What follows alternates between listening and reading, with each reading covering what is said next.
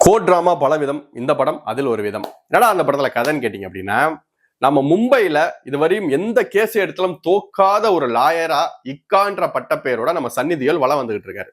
இன்னொரு பக்கம் நம்ம அக்ஷய் கண்ணா படத்தோட ஆரம்பத்திலே, அக்ஷய் கண்ணா யாருன்னா துரந்தர் படத்துல ஒரு ஃபேமஸான பாட்டுக்கு அப்படியே டான்ஸ் ஆடிட்டே வருவார்ல, அவர் தான் அக்ஷய் கண்ணா. அவர் ஒரு பொண்ணை கார்ல வச்சு சம்பவம் பண்ணிடுறாரு, அந்த பொண்ணு செத்து போயிருது. இப்போ இந்த ஹீரோட்ட இந்த வழக்கு வருது. ஆனா ஹீரோ நம்ம வில்லனுக்கு ஆதரவா வந்து வாதாடுறாரு. ஏன்டா இவர் வந்து வில்லனுக்கு ஆதரவா வாதாடுறாரு அப்படின்னா, அவர் ஹீரோவுக்கு ஒரு செக் ஒன்று இருக்கும், அவர் குழந்தையின் வடிவுல.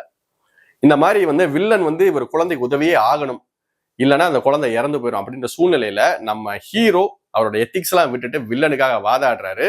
கடைசியில இவர் ஜெயிச்சாரா இல்லையாங்கிறது தான் இந்த படத்தோட ஒன்லைன்.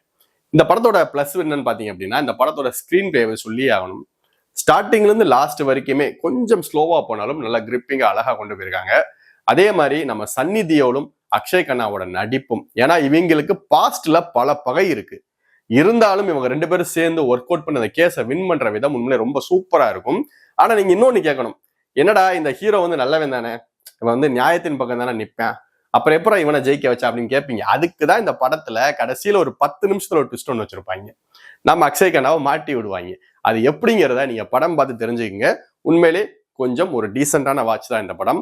இந்த படம் நெட்ஃபிளிக்ஸ்ல தமிழ் டப்பிங்லேயே இருக்கு, அதனால தாராளமா எல்லா பேரும் இந்த வீக்கெண்ட் கண்டு கழிக்கலாம். அவ்வளவுதான்.